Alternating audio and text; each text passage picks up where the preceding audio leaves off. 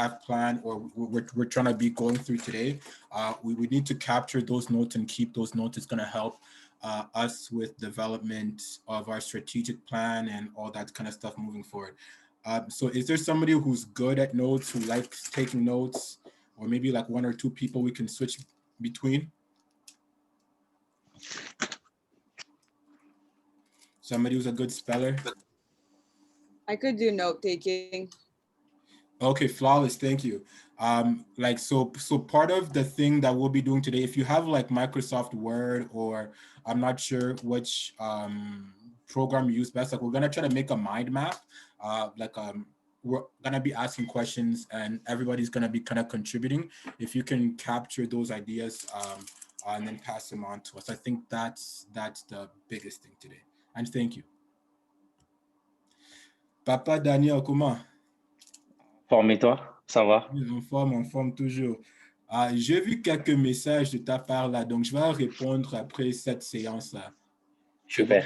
C'est bon. C'est bon. La vie, how are you? I think I'm doing better than last week. Way better. How are you doing? I'm good. Okay. All right, we're going to start really fast here. I just need to invite one more person who said that's going to be there. Jamima, how are you? Good, how are you? Good. Does this time work better for everyone on Mondays? Can we lock in 4 to 6? Like, is it generally okay? Yes. Yeah. Yep. Yeah. Okay. Well, obviously, if you're here, it's okay. Maybe I'll reach out to the people who aren't here and maybe get something in there. But yeah, one quick second here, and then we will get going.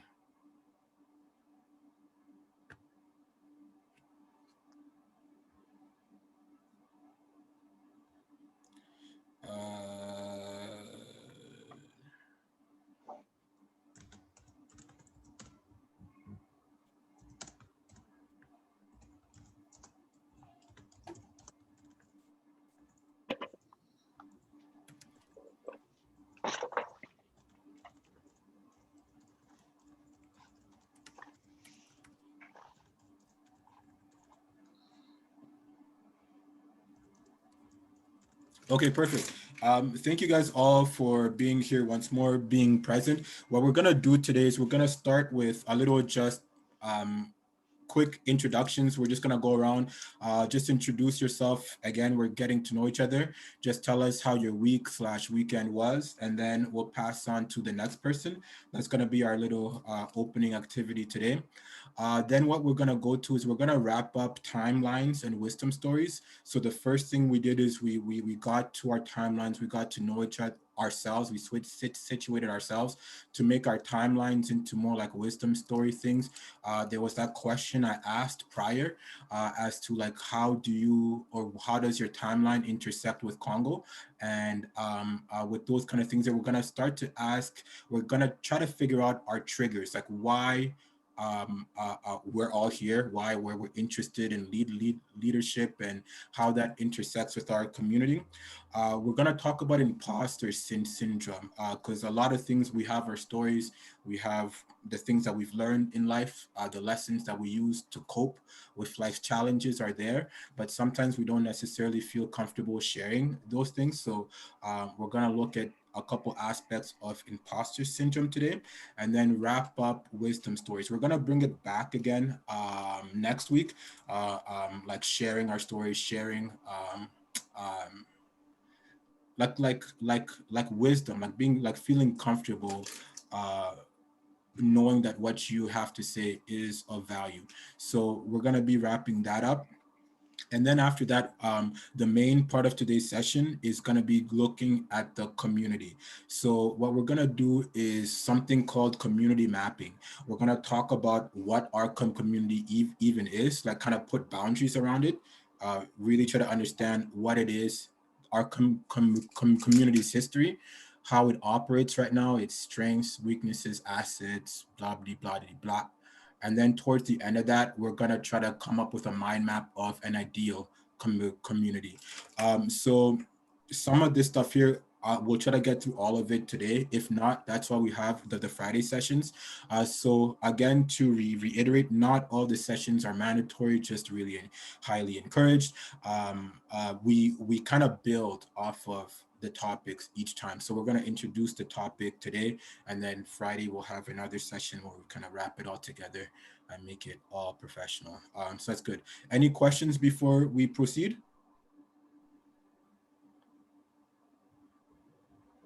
Nope. Okay, good stuff. So I shall ask, who am I gonna pick on? I'm gonna ask Pam. Pam, can you start with introduction? So all you're gonna do is tell us how your weekend was, how everything went, and then just tag somebody and go next. And welcome Allison. Allison works with me too. We had Alyssa last week. These are community mapping experts and champions, have all this good knowledge here. So treat her good, as we did with Alyssa. Yeah, co-work of mine. So that's her presence there. So let's start with Pam. We'll just do a quick round of introductions. Tag somebody, say their name. Once that's wrapped up there, we'll open up wisdom stories once more.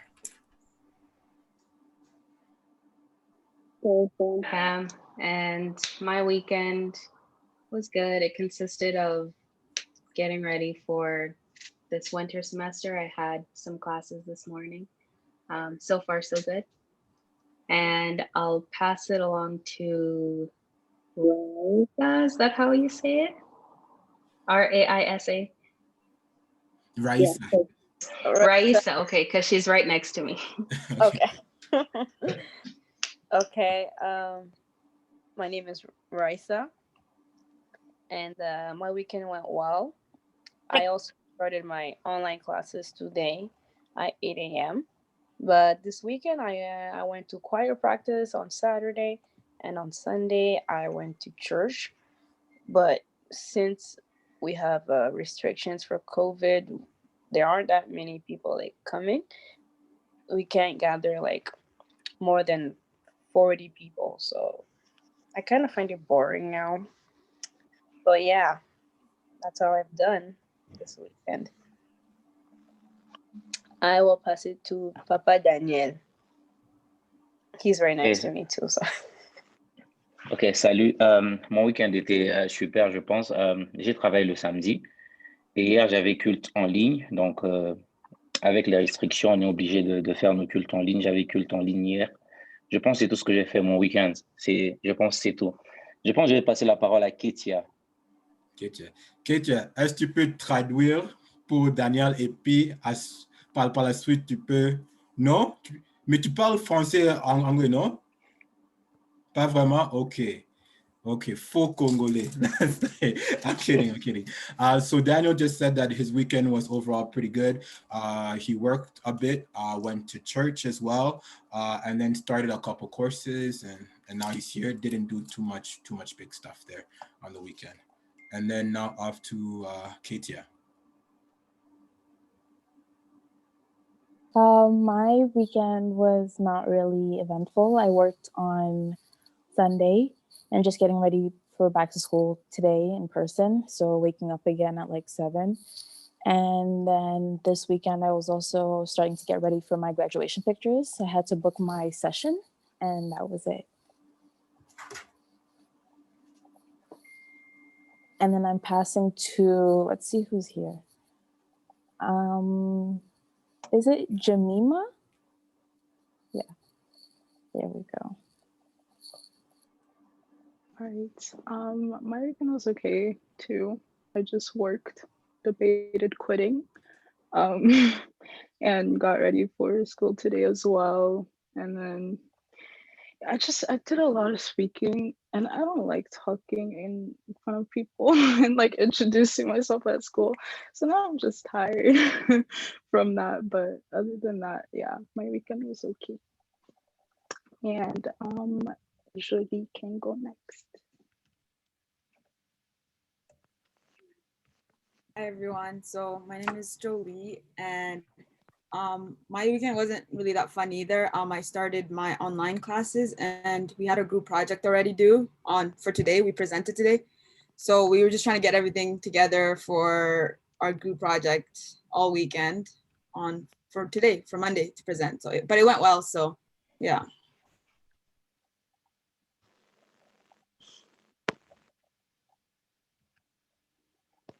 And then pass it on to someone? Yeah, I'll pass it on to Vincent. Hey, I'm Vincent. We just started our winter semester, so I just had 2 classes in the morning. Yeah, so so far so good. Just starting up my day and everything. My weekend was not too eventful. I worked as well. And that's pretty much it. And I'll pass it to Junior.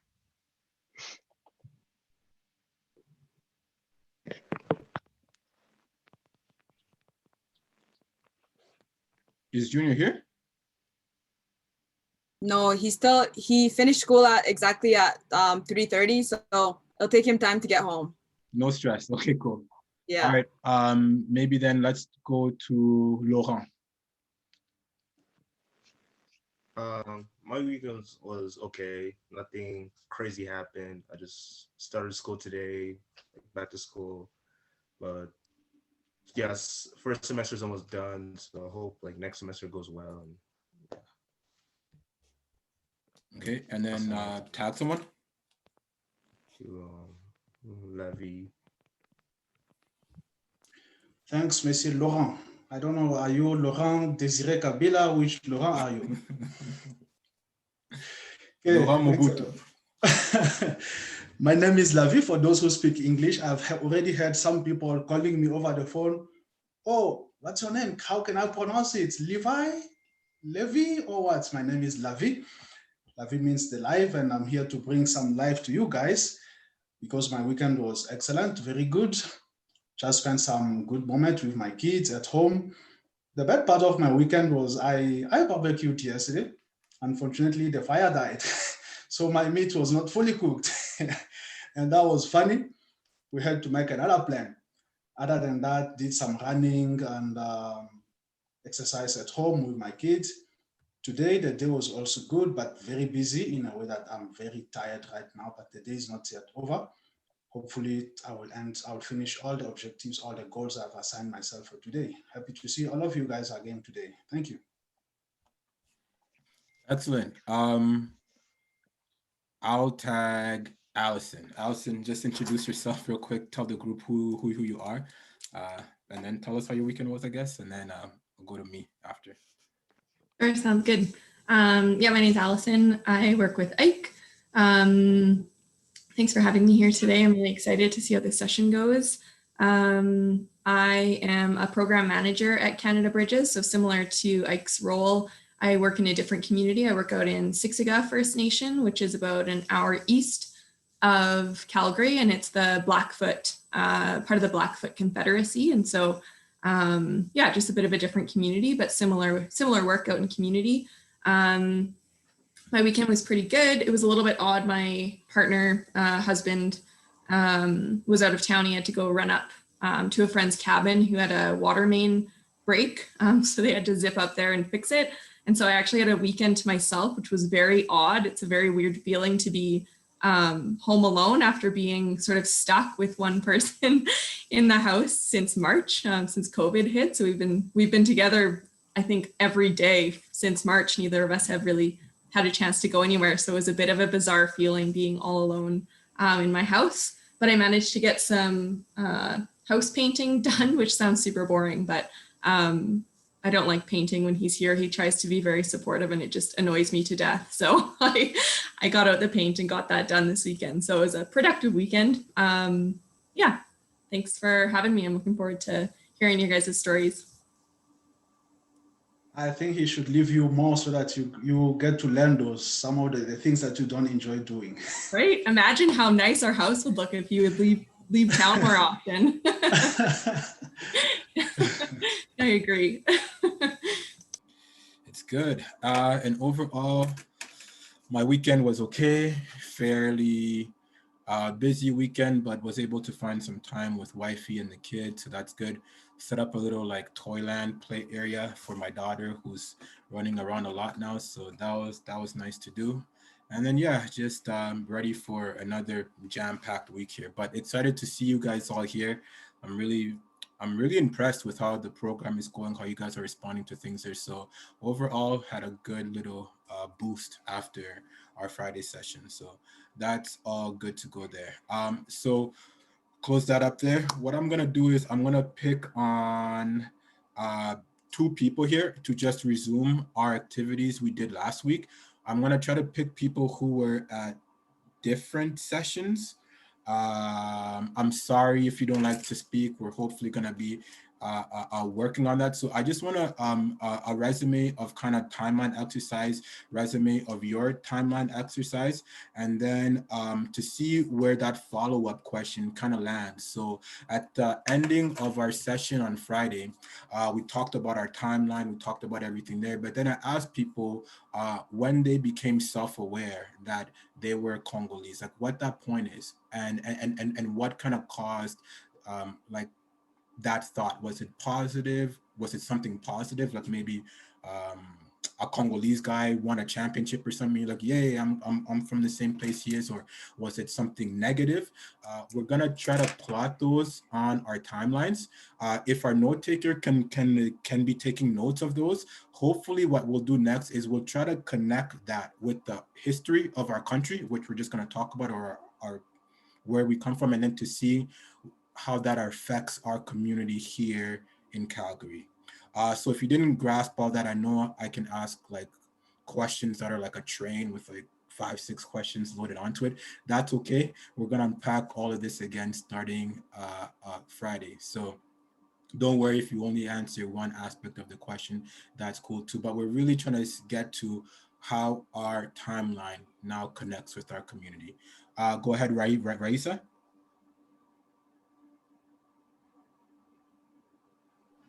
Did you raise your No. hand? No. Oh, oh, never mind. I thought you had raised your hand. Okay, my Yeah. bad. Let us go. Let's pick Jamima. Can you resume for us a little bit the timeline exercise, and tell us a bit how your timeline, or in your timeline when you first kind of realized that you were Congolese, and how that worked out to be different?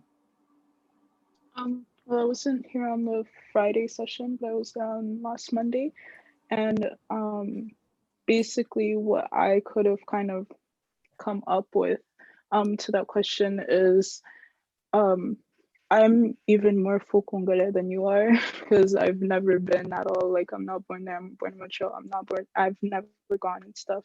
Um, but I kind of feel like I've always been like connected to Congo, and I'm like I will claim Congo every opportunity I get. Like people ask me like, "Oh, where are you from?" And the first thing I say is I'm Congolese, and I'll be like, "But I'm born in Canada."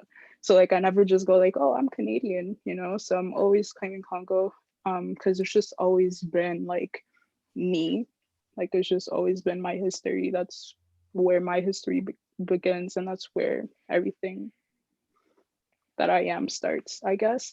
um and I guess like when I really started like understanding like what being Congolese meant is kind of like when I'd meet other Congolese people like in school and stuff like that. Even though I don't know that many Congolese people, it's just when you meet other Congolese people, it's kind of like you find things that you guys have in common, and then it kind of just like you get to see like the sense of community and the sense of culture just from like the similarities you have with other Congolese people and stuff like that.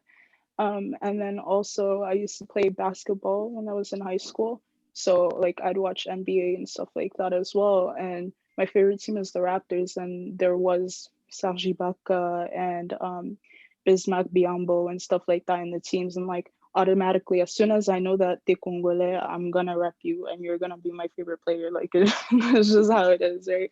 So yeah, basically for me, like it's just number one for me. Like even though I've never been, even though I don't know the struggles firsthand and stuff like that, and I can't speak too much on it, like I will do my best to learn and understand it just so that I can speak about my country because it's my country. But yeah. Yeah. I see. Good stuff. No, great answer. I picked you precisely because you were here on Monday and not on Friday. Let's go, Ketia. Ketia, you were here on Friday and not on Monday. How would you kind of resume timelines? And then the second part of the question, how in your kind of experience or on your timeline, what's that point, if there is a point that you became aware of being Congolese? I think I was in grade, what is it called? I think I had a project in grade 6 where you were supposed to pick a country, and your country, you were supposed to just do really like intensive research. And I think I picked Congo, and I had, what's it called? It was a group project. Oh, I think somebody else is talking.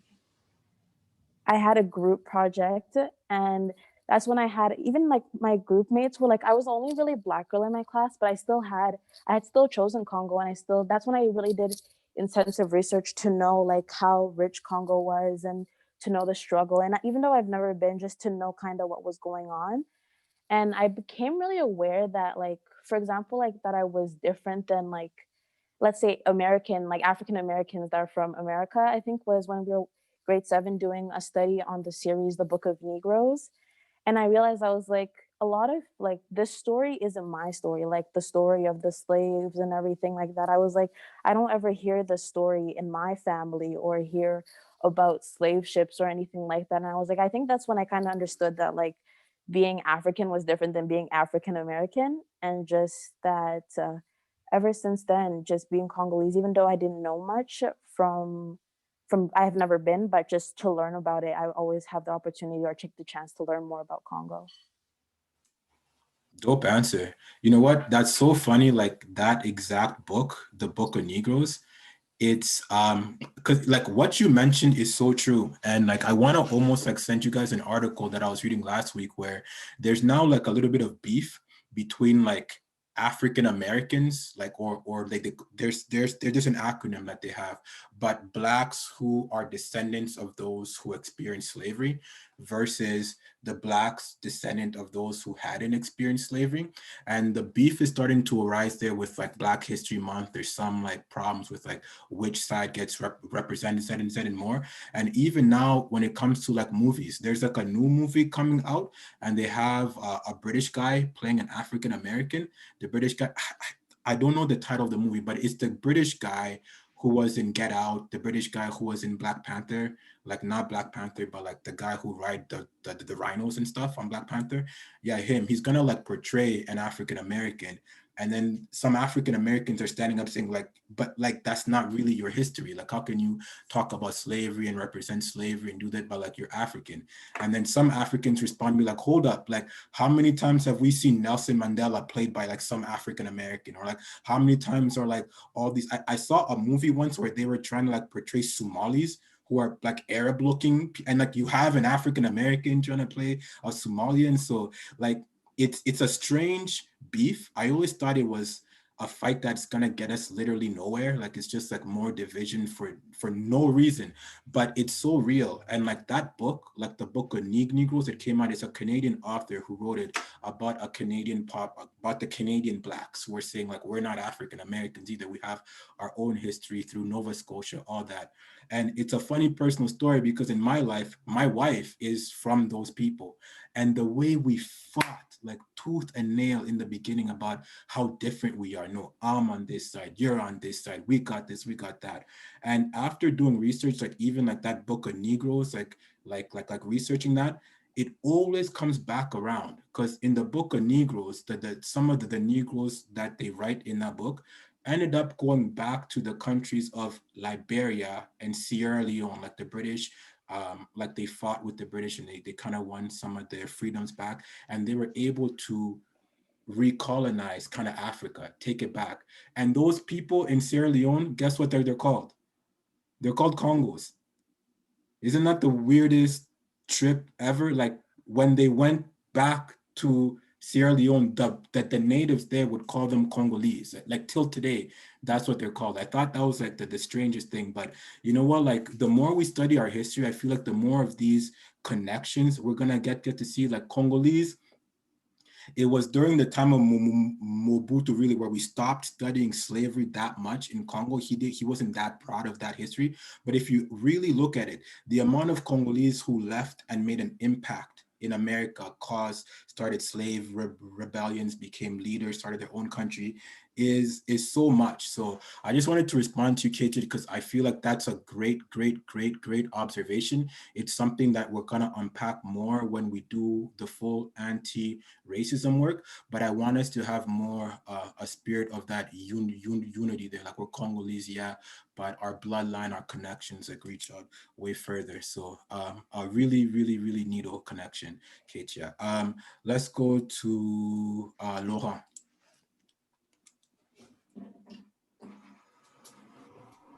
Well, my parents, well, when we first like when my family first came to Canada, me, my siblings, we learned like our Congolese culture by our parents and what they've seen and what they encountered.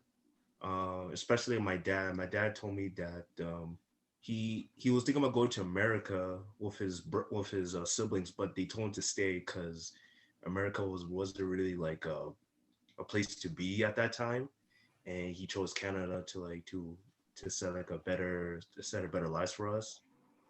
And even when we moved to Canada, we still learn about Congolese culture. We still talk to like our family members, our aunts and uncles, go to events to learn.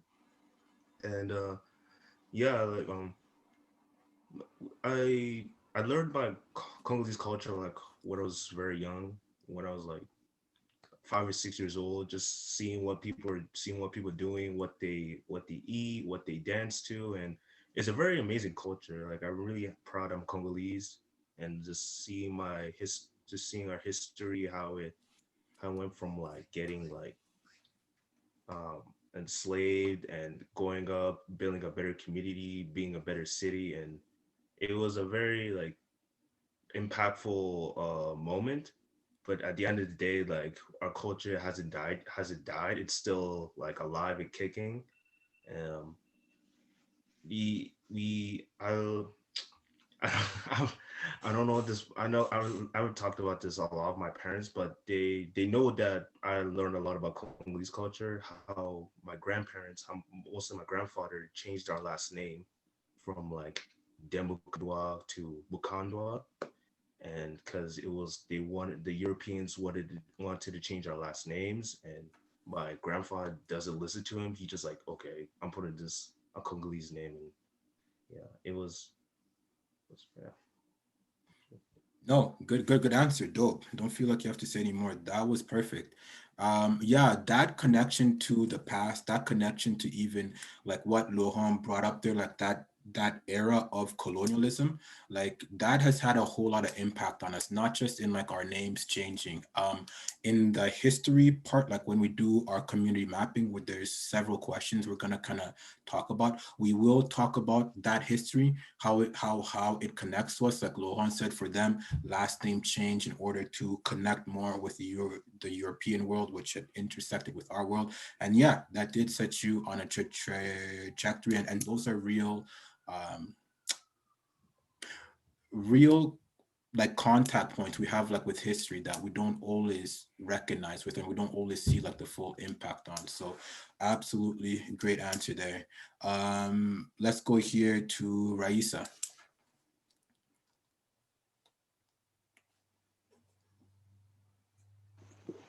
Okay. When I realized I was Congolese when I went to Congo. I felt I felt connected to my community. I really loved the culture, loud music, the people, the food. I can say that je me retrouvé, like I found myself, And I was born in Angola, but I always tell people that I am Congolese. I don't. I really kind of hide my Angolese part, just because I'm so proud of the Congolese community, and I'm always updated on the Congo news online, everything that goes on in Congo. I know everything that's going on there. Couvre-feu, everything, even like even the politics stuff and all that. I know literally everything about it. And I really feel like we're all a big family. We're all from the same dad, same mom. And I was also thinking of marrying a Congolese man. You're rare. That's Then like you're like a 1%er of like the Congolese women. I've never heard Ouais, that. c'est très rare. because Congolese men, well, like I said last time, we can't generalize a community because of a certain bizalili. Because of a certain, I think you guys get me, right? Certain like stereotype, yeah. Yeah. So by that means, like, Congolese men are well educated, like in school, home, and just, yeah. That's why I was really interested in that. And like my family in Angola always ask me, how come you don't speak Portuguese anymore? You're always speaking Lingala and all that. I'm like, I'm connected to the Congolese community. What am I supposed to say? And yeah, I also like watching Congolese film, like théâtre. So yeah, I really find myself more connected and à l'aise. Wow. Wow, you're one of, especially for somebody from your generation. I really like your answers here. I feel like my generation was much more cynical than what you guys are. Like, to say you were proud of Congo, like back when I was in college or high school and stuff, that wasn't cool at all. Like, that's when it was all like that, like Jamaican dance hall, everybody. Do you know how many people would try to talk patois or talk those Caribbean accents? That was back then. Now, like, it's really good to see like that development or that growth or that change between the generations. Like, you guys are really poised to take over here. I was really surprised last week with how positive your answers were compared to like what people born in the 80s might say. But yeah, maybe you guys are just less jaded. It's good. Let's go here to Junior. But can I ask Raisa? Was it Raisa a question? Yes. How many percentage left of that possibility giving your heart to a Congolese man? But I'm because dating. we spoke about that also last time. How much difficult you Congolese women are. So. So the question is a percentage? Yes, because you said you were thinking marrying a Congolese man, but now it looks like it's no longer an option. Is that still an option? How many percentage? Oh, I'm already dating one, so. I will always encourage that. Yes, so no, good stuff. All right, let's go Junior. Can you guys hear me? Yeah. All right. For me, it was really when I went back home to Africa. I got to talk with all my, like all my mom's and my dad's family, getting to meet them, seeing the reality of life. There's when I really got connected to my Congolese culture, like how when we eat, like there's one big plate and everyone eats together. That was a big thing I learned there that we don't do over here. And yeah, really just talking even to the little kids too. They have such a different, like they're like the way they're growing up is so different than like how I kind of grew up here, even though I was born back home. So seeing that aspect of it, and even here in Canada, meeting a lot of Congolese people in the community as well, getting to talk to them and all that has really connected me with the culture. Okay, bless. That's so good. Who remembers like coming to like America and having to experience like the shock and the change of the food here, and then like going back? Because like that's kind of like what happened to me. Like when I came to like North America, things like the macaroni and cheese, olive, a hamburger, those things were just, oh my God, the weirdest thing ever. But like going back as well, like I know you guys are saying like going back made you feel like more Congolese. I went back for the first time in 2016.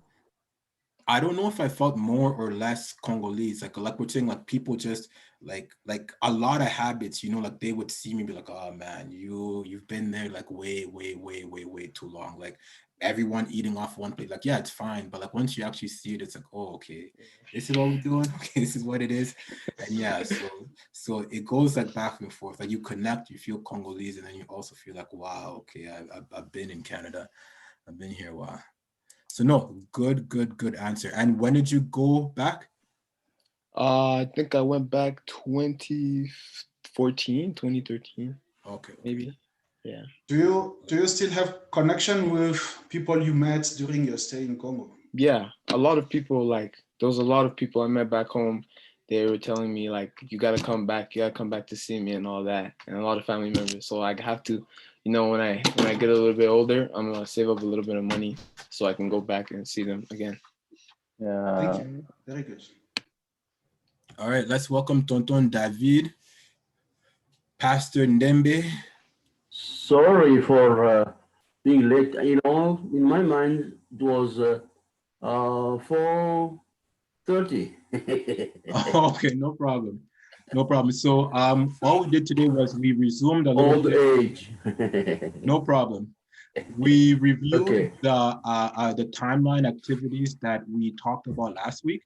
Okay. In order to move from just the timeline itself, we're gonna try to develop wisdom stories out of these timeline activities. So we're looking into lessons that we kind of learned from our timeline. The first question we're putting out there is, when did you become aware, like in your timeline, that you were Congolese? Like this was kind of your That's a good question. Community. So we're just going around, everyone's answering that. After, we're gonna watch a little video about feeling like an imposter, like not necessarily always feeling like you can speak to a certain issue. We're gonna watch that. Then we're gonna do a little community mapping exercise. So that's a little bit the plan for Good plan. for this activity today.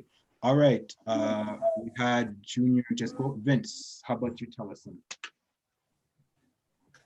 Okay, so where I felt the most connected to my culture is when we moved from Vancouver to Calgary. When I went to the French school here, because I was a little bit older, so I think I was like grade 2. This is when I started understanding that like culture is a huge thing, and it was so surprising how many Congolese were in my class. Like I think I had 3 or 4 people that are Congolese, and we all spoke the same language. So it's like at recess we'd be talking our own language and stuff, and it'd be so cool. And that's when I was like, damn, like being Congolese actually it's pretty cool, It's like, you can really connect with other people, and then it just makes you feel like more proud about being Congolese and everything. Good answer. Man, you guys grew up so different. Like, there was not even another Black person in my class, let alone another Congolese you could talk this thing with. No, that's good. Next up, Pam. There wasn't really a specific moment. I think it's just something that my family's always made sure they taught me, because they knew I was going to be raised differently, since I'm the only one in a family of 13 who was raised here in Canada. So they would always make sure that I knew the language or how they grew up. Like, I think it was somebody said how everyone would eat on one plate, just learning those things about how my siblings grew up, so that I would never forget where I came from. Awesome. No, our family connections, honestly deep. And me too. I'm the only one. Actually, no, I shouldn't say that. In our family of 5, I was born in the US. Like I was like the only Canadian one there, and for a long time, like that was my identity growing up. That's probably why I feel like I'm full Congolese. But now I have like 2 brothers who were born in the US, but they got to grow up more in Congo than I had. But still, being able to claim your identity despite of different circumstances there is definitely important. We good. Who are we gonna go to next? Jolie. And it seems like, Jolie, you have to leave us at 4. Is that, or at 5? Is that correct? I was just taking notes for whatever everyone's saying, but I was wondering if I can just take a break so I'm not taking notes the whole meeting, like the 2 hours. If someone can. Oh, yes. Send us the link, and then is there somebody who can volunteer? You'll see that the Google Docs there. If not, I'm gonna pick people. So if you like notes, you don't mind notes. Okay, all right, we'll just see. The people who don't respond that much, I'm gonna pick on you to take notes at 5. So you better start contributing now. And then yeah, Jolie, go ahead and give us your answers. What? Yeah, so I felt a sense of connection when I got older, like in university, because I got to do a little bit of research in one of my gen ed classes. They wanted us to do a research on a country you would recommend people to travel to, and that's the same year I just finished my trip to Congo, like before starting university. So I just thought it would be a good idea for me to do like convincing people why they should travel to the Congo and stuff. And I just kind of researched on touristic things you could do there. Like obviously I spent more time with family. I didn't do all those trips, like, you know, visiting the volcano and then visiting all like the parks, but just talking about just researching and talking about the things that our country has to offer. We have so many resources, and I feel like the amount of different animals we have and the parks that we have, like some of the parks that are still protected. It's just fascinating to see the pictures online as well. And that's when I really realized like our country is very like rich in resources, and like we have so much to offer to people if we actually had a more organized tourist areas for people to come see things, you know, because it's not really, a lot of people don't like going there because of the safety issues that come with, you know, going to Congo. So yeah, just the PowerPoint really did help. I hear you. Like it's definitely like reclaiming that pride, reclaiming like fighting against the dominant narrative there that people are spewing out. I think I saw a study somewhere where they studied like how Congo was like represented in the media, and something like 90, like in the 90s percentage of every time either Congo is mentioned in the news, in an article or pictures, it was always skewed towards the negative, like very few positive representations out there. So to take the lead and kind of go against that vibe there, absolutely much needed. Let's go here. Benita, welcome.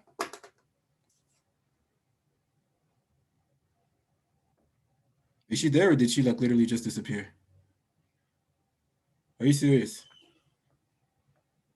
Benita. Okay, we'll wait for Benita to come back. She was here last Friday, but yeah, I literally just saw her. And then is there, if not, let's go. Daniel, est-ce que tu peux nous donner une petite réponse à? Est-ce que tu as bien saisi la question? Exactement. Déjà, je suis très content et flatté de voir cette nouvelle génération avec cette mentalité, qui est la reconnaissance des sources, qui est la reconnaissance des origines, chose qui n'existait pas avant parce que pour la plupart des gens qui sont venus de ce côté, ils pensaient que ceux qui sont restés, ils sont moins évolués, ils sont moins éduqués, et puis c'était comme une honte de se présenter au nom de ce nom-là, permettez la redondance. Mais actuellement, on remarque qu'il y a plusieurs personnes qui s'identifient à la culture, qui s'identifient à ce que le Congo est. Et pour moi, c'est vrai qu'il n'y a pas longtemps que je suis ici. Il y a toujours cette partie de moi qui pense que les mentalités vont continuer d'évoluer par rapport à tout ce que l'on sait du Congo et ce que l'on saura du Congo. Et nous sommes ici, bien évidemment, pour pouvoir cultiver cette mentalité, réveiller cette conscience au sein de plusieurs jeunes pour se dire non, au Congo aussi, il y a ça, et présenter cela au monde. J'aime ce que tu viens de dire par rapport aux statistiques et comment est-ce que le Congo est présenté à la face du monde dans les médias. Chaque fois qu'on va présenter le Congo est présenté comme un pays où les volcans tuent les gens, il y a l'insécurité, mais ils ne montreront jamais le bon côté aussi du Congo. Ça, c'est de notre rôle aussi de le faire. Et j'ai aimé ce que je pense c'est Jolie qui a dit, elle a dit que le Congo a des sites touristiques exceptionnels. Par exemple, on retrouve des espèces qui sont assez rares, par exemple comme l'okapi qui n'est qu'au Congo pour le moment. Donc, pour moi, le Congo a un potentiel assez grand, que ce soit ses ressortissants ou que ce soit ceux qui sont restés, ceux qui viendront après. on aura toujours des choses à apprendre. Et ce que moi j'aime, c'est cette connexion que l'on a avec notre mère patrie, notre pays d'origine. Et je pense que les choses vont continuer de changer de plus en plus, les mentalités vont évoluer et pourquoi pas. J'ai aimé ce que je pense, c'est Junior qui a dit un jour il aimerait rentrer et voir comment ça se passe. Et j'aime cette mentalité des gens qui aimeraient non seulement servir le pays qui les a accueillis, mais aussi rentrer pour investir dans le pays d'origine. Et moi, je pense que cet équilibre-là est en train de nous faire assez du bien dans le sens où nous sommes venus de très loin et on a toujours une pensée connectée là-bas. Comme on dit, loin des yeux, près du cœur. Donc le Congo, on le porte dans le cœur. Quel que soit l'endroit où nous sommes, c'est notre mère patrie. Voilà. J'ai aussi aimé ce que ma soeur qui a des liens avec l'Angola, mais elle s'identifie comme congolaise. Comme pour dire que cette patrie, ce n'est pas seulement question de la nationalité qu'on te donne, mais c'est toutes ces personnes qui s'identifient à cette culture et qui croient en cette culture et qui sont capables de défendre cette culture. Et je pense que comme ça, nous allons faire évoluer les mentalités. Perfect. So what Daniel there is saying, that he's really glad to see the changing in the mentality of the younger generation.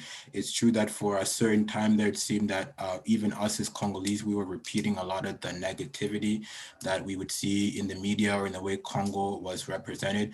It's a shift. It's important, and he's really just commenting and liking a lot of what people were saying, or a lot of the ways that they were talking about Congo.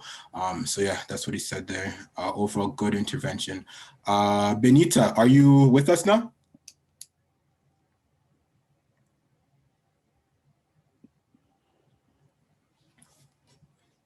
Hello.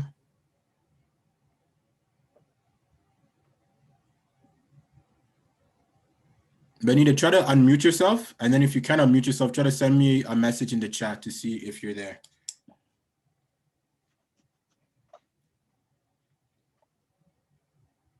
As we wait, let's just go to Pastor Ndembe. What's your kind of take on this question? If there's any words that you can share with us, and then we'll prepare for the next part.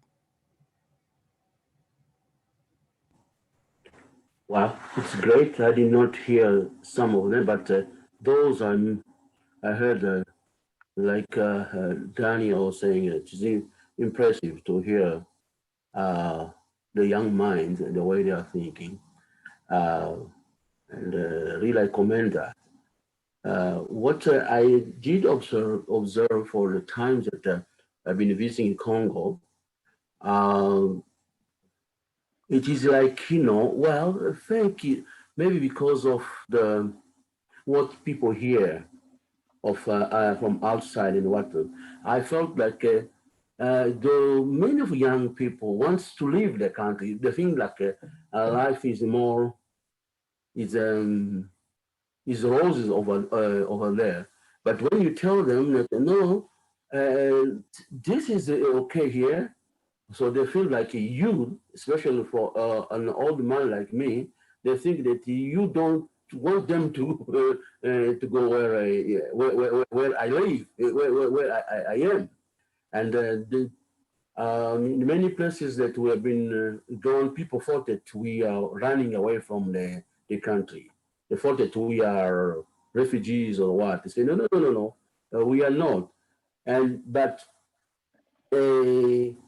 And what I've also seen to the other side, our children, those people who have been born here, they have an attachment to the country. They want to really, like the young man said, that they want to go. They want to identify with Congo. But it is some, I don't say all, from Congo want to, like, they live like they are in foreign countries. They don't really think that, hey, they are in the country. But this move now, I think it's going to create a balance to say, no, we want to come. In fact, I dream a day that we'll see all our children. You only say, we want to go to Congo. We want to go. I remember one time we arrived at the airport in Kinshasa. And my young son, Richard, was just observing and saying, wow, if I come here, the first thing I walk up, it is this, I want to see a change in this airport because I don't want to see my country behaving this way. So by saying that you want to say, no, I need to do something. So, well, let me just say that I'm happy to see the change of the mind. You love. Yeah, the enthusiasm that I see with our young people. Perfect. Good, good. I'll call on Benita. Are you there now? Oh, yeah. Okay, perfect. Yes, success. So have you been able to follow along with the conversations here? Yeah, I was just talking about the Congolese community. Yeah, so we're trying to connect everything from the timeline exercise we did last week. So I think you were there on Monday. On Friday, we went a little bit deeper into our timelines. Everyone kind of presented their own personal story, their own personal timeline. Today, what we're asking for is like when you kind of became aware that you were Congolese, like at one point in your life, and like what kind of prompted that, I don't know, awareness or that waking up kind of deal. Um,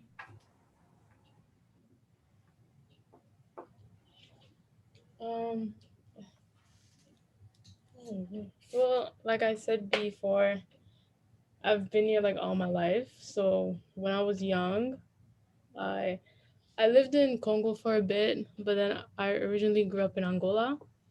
Um, so when I came here, I didn't really, like there wasn't really much of Congolese thing because I was brand new.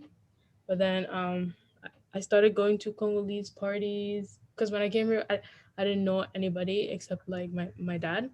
So when I came here, I started going to more Congolese traditions, like the Congolese party. I didn't really like it at first because I feel like everywhere you go, everybody's staring at you. Um, but eventually, I started getting used to it, like just the food, eating, and everybody laughing together because we're all very like happy as a cultural. Um, but I think it's because of the food. Um, and we have overcame like a lot of things in our lives from past experiences, from my parents talking about what happened back home. But um, yeah, yeah, I think it's mainly because of the food. The food is very good. Hey, But yeah. no, that's a really honest answer. Cannot be mad at that at all. No, solid. So that's good. Yeah. So we see that the different connection points, the different contact points we have with the community there. What we're gonna do now is just watch a video about imposter syndrome. A few of us have a little bit of that disconnect with the country. A few of us call ourselves fake Congolese, faux Congolais. So we're gonna just see what we can learn here about imposter syndrome so that we can hopefully now try the exercise of talking or thinking through our community as leaders and stuff. Let's go. 1 second, I'm just gonna get the video queued up and then share my screen. Is going to guide us today. And I'll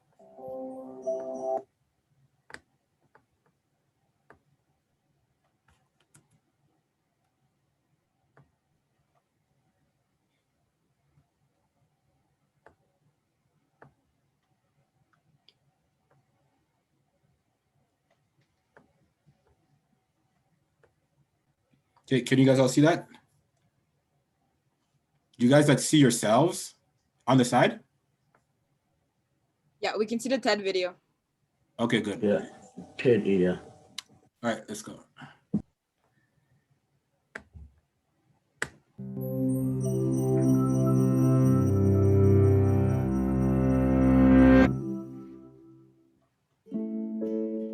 Even after writing 11 books and winning several prestigious awards, Maya Angelou couldn't escape the nagging doubt that she hadn't really earned her accomplishments.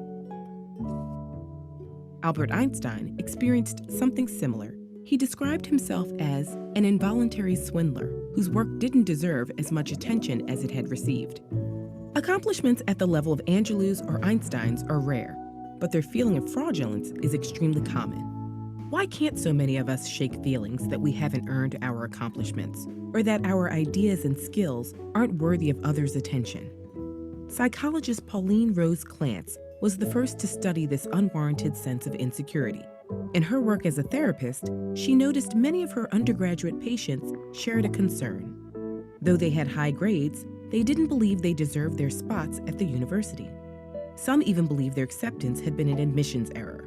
While Clance knew these fears were unfounded, she could also remember feeling the exact same way in graduate school. She and her patients experienced something that goes by a number of names: imposter phenomenon, imposter experience, and imposter syndrome. Together with colleague Suzanne Imes, Clance first studied imposterism in female college students and faculty. Their work established pervasive feelings of fraudulence in this group. Since that first study, the same thing has been established across gender, race, age, and a huge range of occupations, though it may be more prevalent and disproportionately affect the experiences of underrepresented or disadvantaged groups. To call it a syndrome is to downplay how universal it is. It's not a disease or an abnormality, and it isn't necessarily tied to depression, anxiety, or self-esteem. Where do these feelings of fraudulence come from? People who are highly skilled or accomplished tend to think others are just as skilled. This can spiral into feelings that they don't deserve accolades and opportunities over other people. And as Angelou and Einstein experienced, there's often no threshold of accomplishment that puts these feelings to rest. Feelings of imposterism aren't restricted to highly skilled individuals either. Everyone is susceptible to a phenomenon known as pluralistic ignorance, where we each doubt ourselves privately, but believe we're alone in thinking that way because no one else voices their doubts. Since it's tough to really know how hard our peers work, how difficult they find certain tasks, or how much they doubt themselves, there's no easy way to dismiss feelings that we're less capable than the people around us.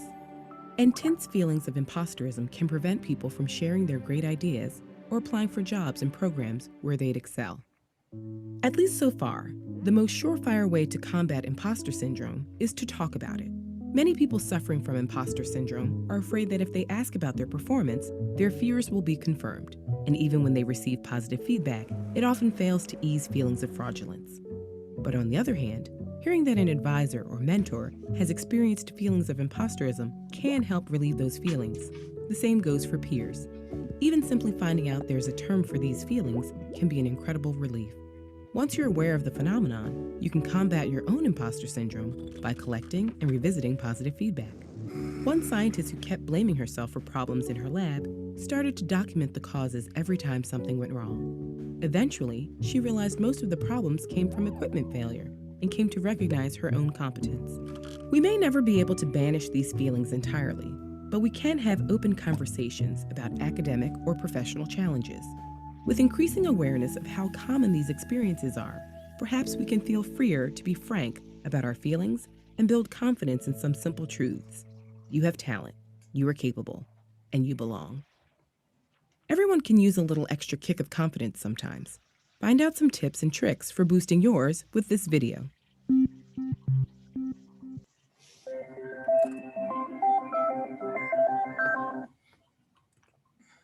Okay, who's seen that video before, or who's had other discussions around imposter syndrome in work or school or other settings? Is there anyone here who's discussed this kind of topic before? Oh, really? All you guys know? Oh, sorry, Junior, did you raise your hand? Oh, but put on a light or something. You just sitting there in the dark like that. I honestly thought you raised your hand. It's all good. Okay. I honestly just assumed that somebody would have introduced this topic to you guys at some point. But let's just go around here. Let's just make sure that we understand the concept. We know imposter syndrome it's a big concept. It affects numerous aspects of our lives. So we can You know, it doesn't have to be a specific definition you give. If we just kind of go around, maybe one or two people say what they thought of the video or what they think, and then we can try to take a look at it or how this phenomenon can manifest itself in the leadership kind of capacity, in the leadership realm. All right, so I'm gonna ask, who haven't I picked on yet? Oh, first, before we continue, is somebody ready to volunteer to take notes on behalf of Jolie? Jolie, thank you. Thanks for volunteering. You're off the clock. Didn't forget about you. I'm gonna eeny, meeny, miny, mo. Okay. Pam and Jemima, do you guys want to do virtual rock, paper, scissors? I'm gonna count down. You guys go rock, paper, scissors. The one who loses, just click on the Google a doc, and then the notes it's not gonna be so difficult. We're just really gonna be going through a couple questions and then putting down ideas for Congo. Are you guys good with that? Okay, put them up. Let's go. Let's go. Rock, paper, scissors. What? We gotta do this again? Okay, one more time. Rock, paper, scissors. Wow, Jemima. It was fair. All right, and then next up, I'll pick like two boys or something, and then we'll keep going that way. All right, notes are good, taken care of. Let's go, Jolie, since you're off notes now. Can you give us a brief, a synopsis about imposter syndrome as you kind of understood from that video? Sorry, I forgot to turn off my mic. So from what I've heard, it's basically like you not believing what you've achieved, or not feeling like you've done enough, or not feeling like you're at the same level as everyone else, or that you owned that your success, that you owned the success, like you worked hard for the success, but you just don't believe it. And I think I've experienced that a lot in my like university career life. Like sometimes I would wonder like, oh, I don't feel like I'm smart enough to be here. Sometimes I would feel that way, even though like I've gone, like, I get decent marks, but sometimes when I'm in class with other students, I feel like maybe I'm not smart enough. Maybe I'm not as smart as everyone else, or you kind of put yourself down a little bit. You feel like you're not as good as everyone else. And it's just a little reminder to just asking for feedback does really help, because I feel like when I started getting feedback from my clinical instructors on how I'm working, and reading the comments on how I'm interacting with patients and stuff, really made me feel like I do belong here, and that this is like the right profession for me, because I'm getting really positive feedback from like my instructors, like patients and families and stuff. So then that means I'm doing something right, obviously. So there's no point of doubting myself. Man, everybody clap for Jolie there. Wow. Do you know like when you're gonna tell a joke and like you say, and then somebody already like gets to your punchline before? That's just what you did to this whole exercise, because we were supposed to land on feedback and the importance of encouraging each other and look, but you just took all of that and flawless. Beautiful, beautiful, beautiful. We were gonna discuss more stuff, but it's all good. Daniel, tu avais quelque chose à présenter? Une Can I intervention? say something really, really quickly? Yes. Ça tend par rapport, mais j'ai juste pas accès à the Google Doc, so I just requested access to edit it and stuff, and I'm like wondering if you can give me access to edit it, because I can't write in it right now. Okay, Shirley, did you catch that? Just give us a thumbs up and then, okay, it's all good. Have you ever watched the movie Aquila and the Bee? Yeah.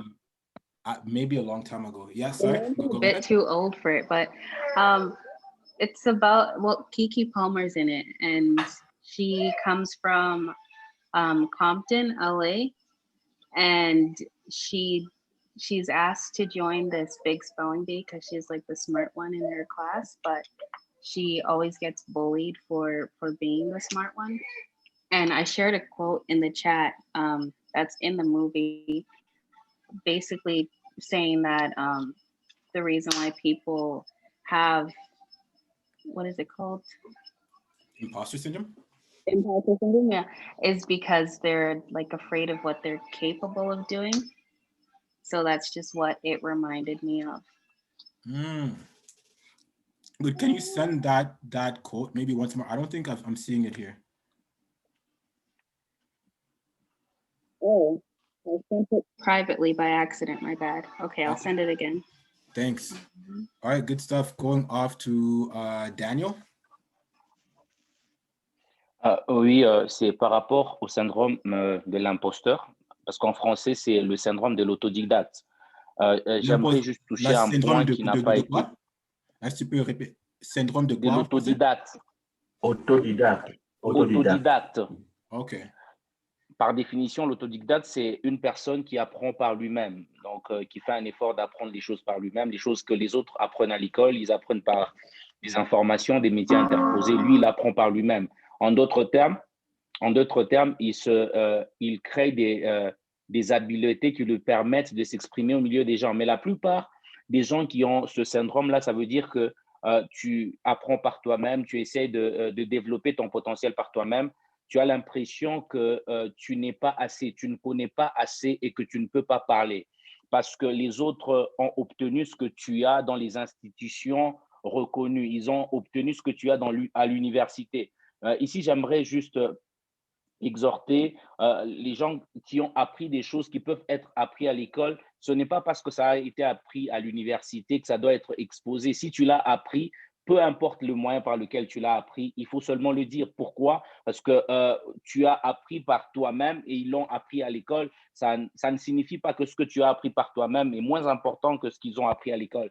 C'est comme ça que la plupart des personnes atteintes du syndrome de l'autodidacte, ils ont tendance à renier leurs capacités, renier leur potentiel. Même quand ils sont capables de faire quelque chose, ils renient ce qu'ils peuvent faire. Et comme conséquence, chaque fois qu'il y a une opportunité qui se présente dans ce domaine-là, ils fouillent. C'est comme ça qu'il y a plusieurs personnes, dès qu'il y a une opportunité de travail qui se présente, une opportunité d'interview qui se présente, il essaie de se dérober. Il essaie de fuir l'opportunité. Pourquoi? La peur d'être jugé, la peur de juger ses diplômes. Et d'ailleurs, comment pouvez-vous juger l'intelligence d'une personne par un examen d'1 heure du temps? Je ne sais pas. Mais la plupart des gens, ils ont cette peur-là d'affronter les opportunités parce que le syndrome de l'autodidacte te maintient dans le complexe d'infériorité pour te dire ce que j'ai appris par moi-même n'est pas égal à ce qu'ils ont appris à l'université, même si c'est la même matière. C'est juste ce côté des choses-là que j'allais relever. Wow, that is such good answers we're getting. I'm just going to resume that a little bit. So he's saying there that imposter syndrome also has an equivalent in French. I don't even know that word. I've never heard that word. Auto something, but it's essentially autodidact.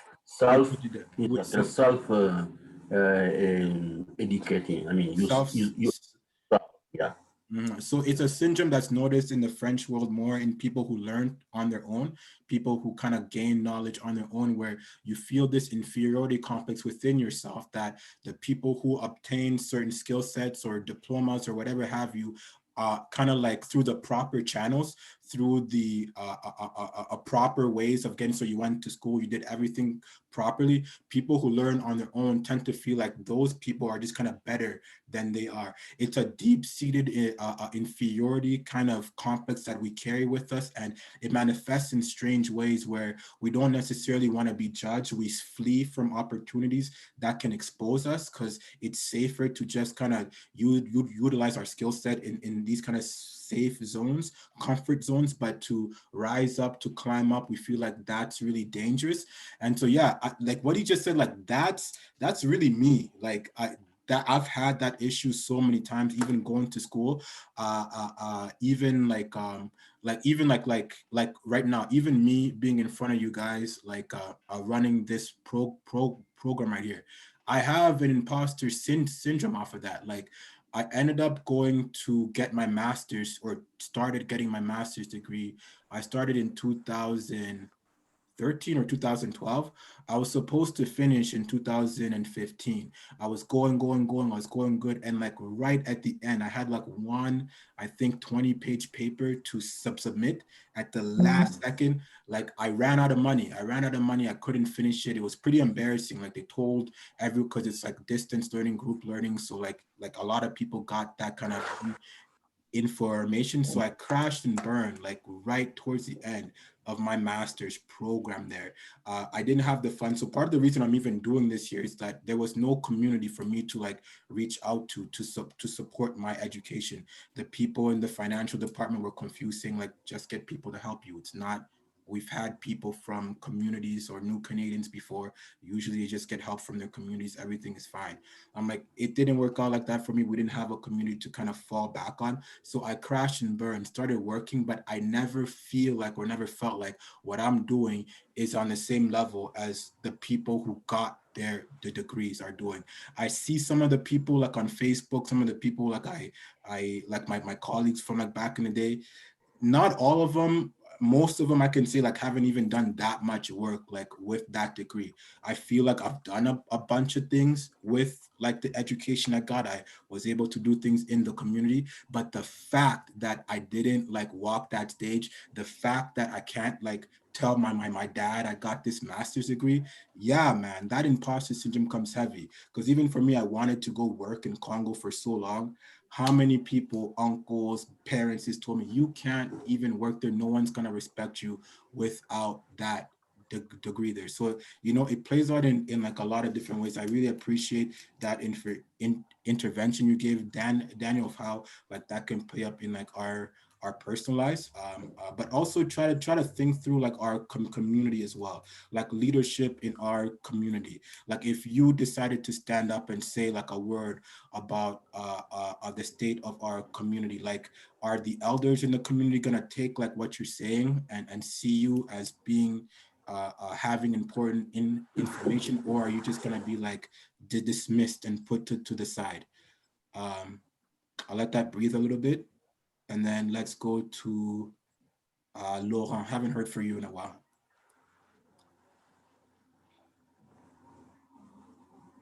Sorry, refresh the question real quick.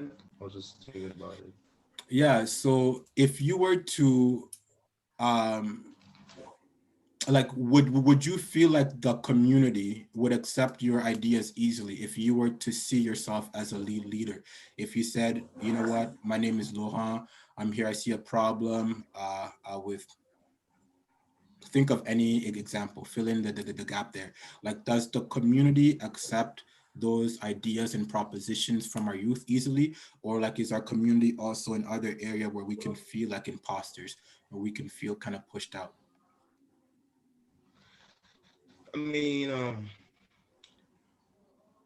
since our community is kind of like a little divided from like different opinions, we like saying down like an opinion yourself will feel like, are they gonna accept this? Are they gonna like believe this? Because there's some like, because the Congolese community can be very like political into some topics.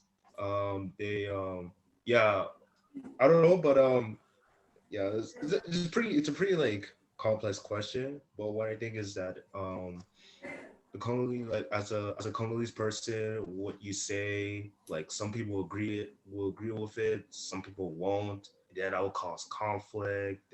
But for me, like I want I want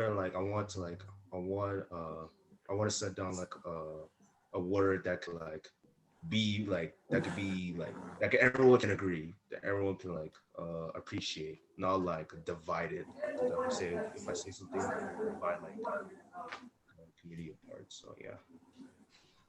No, sorry. I think that was a complex question, but you answered it well still. So good job. What I'm trying to get to is like, as we're developing this imposter syndrome idea, we're seeing that one of the ways that it manifests itself is like, if our experience, we don't see it as being as official as the experience of other people, we kind of weigh ourselves down. Maybe a better way to ask that question I was asking is, does our age and perhaps our gender, are those other sources of, you know, us feeling like imposters necessarily? Like, will your age factor in if you're trying to be a leader, or like your gender? Like, is that other sources of that kind of that help this phenomenon to be manifest? Is that a better way to ask it? Is that more clear? Uh, Okay, let's go to Raisa. Can I say something before we go to Raisa, if she doesn't mind? Do you? Can I? Yes, no problem. Okay, thanks a lot. And thanks a lot, Danielle, for your intervention. That was really powerful. You always rock it, man. It is very interesting when we look at this topic. It has so many connections, as you are already leading us there, gender, origin, and so on. At some points, it takes all those dimensions. For example, where you will go to school, it doesn't only limit to people who did not go to school but self-educated or educated themselves. Sometimes it goes further to those who went to technical schools that will see themselves as nothing, as less than those who went to universities. And at work or wherever we go, you see those who went to universities who studied 5 years, long theories. They are always there to talk from morning to evening. They take advantage on those who have that feeling because they went to technical schools for only 6 months or 2, 3 years max and done. It is very interesting. Also, it touches on gender as well and race, because the society is what it is because of how we frame each other, how we look upon each other. There are certain people who would say, mostly as Black people, at workplace, you need to work hard and prove yourself what you are capable of. Whether you have the same qualification as your white or yellow colleague, you need to work hard to prove yourself. But where does that come from? Because it's the syndromes begin with ourselves. It's something that is more internal, but also the society, how we frame each other, how we are framed in the community, how we are looked at. So you need to work hard as Black person to prove yourself. You will also go to Indian community. They have also their own realities that have to do with that syndrome. So as Danielle said, that is very powerful and that's the beginning point. But it touches on so many things. It's connected to how we look at ourselves, how the community view and frames us, and so on. However, it all begins with yourself. You need to be confident. And for example, speaking about how would you feel or are you confident being a community leader? I have this professor at University of South Africa, UNISA. He's a big guy. He studied in the UK, but Black. At some point, he was appointed the General Secretary of Universal Peace Federation, a big organization, and he deserved it. He's a very knowledgeable guy. In his own community, to go to Soweto or the townships to run activities, he needed to invite some white people to come along with him in his own community for him to be considered. And that's what the Bible says, nil ne prophet chez soi. You are not prophet at home. You need to go out, then people will listen to you.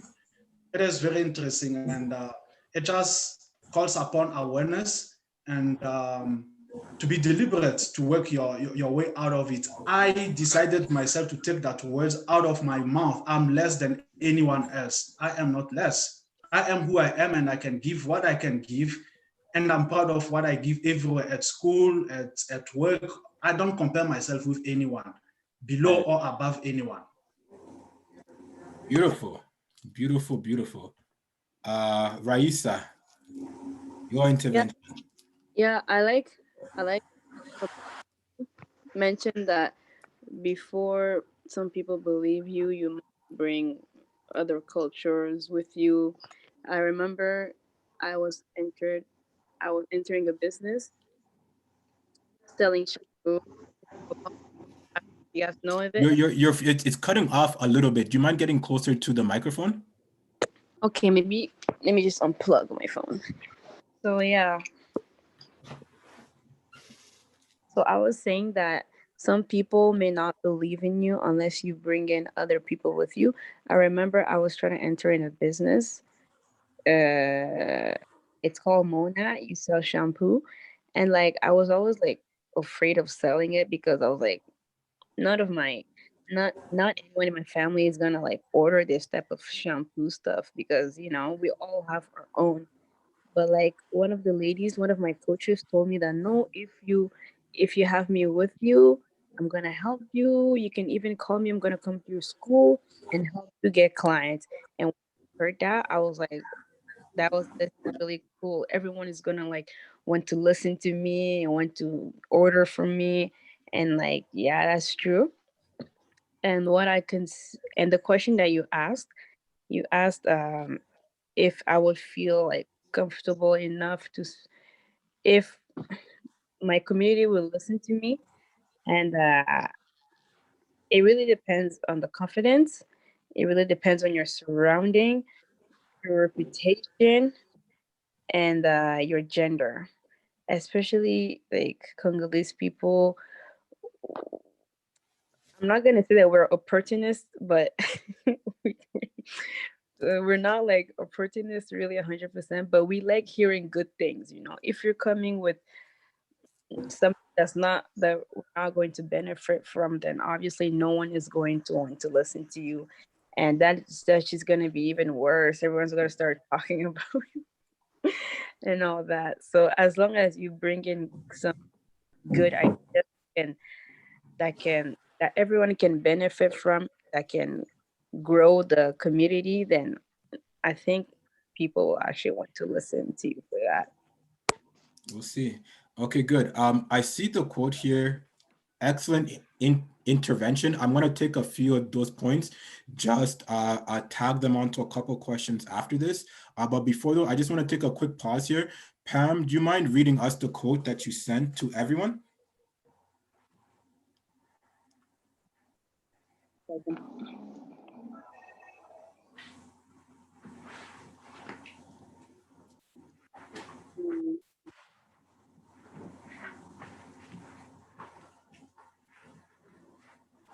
Are you there? Okay. Yeah. It says, our deepest fear is not that we are inadequate. Our deepest fear is that we are powerful beyond measure. It is our light, not our darkness, that most frightens us. We ask ourselves, who am I to be brilliant, gorgeous, talented, fabulous? Actually, who are you not to be? You are a child of God. Your playing small does not serve the world. There is nothing enlightened about shrinking so that other people won't feel insecure around you. We're all meant to shine as children do. We were born to make manifest the glory of God that is within us. It's not just in some of us, it's in everyone. And as we let our own light shine, we unconsciously give other people permission to do the same. As we are liberated from our own fear, our presence automatically liberates others. And that's Marianne Williamson. Great quote. So Absolutely. it's awesome. I just wanted to take that there. And so like, let's keep in mind all these areas or all these spaces that we can feel like imposters in. I just want to change the pace up a little bit. Let's go to if Junior, Vincent, or Laurent, the guys who kind of play sports, can you tell us like in that context there, how feeling like an imposter can impact your like performance and stuff. Let's go to Junior. Are there ever times where you feel these guys here, this team here, or like how does it play out in that kind of sports world? Yeah. Sometimes, playing high school sports, you hear a lot of things about certain teams. Sometimes you can hear, oh, this team is really good, oh, this team's undefeated, something like that, right? So playing, like, knowing you have a game coming up, let's say, right?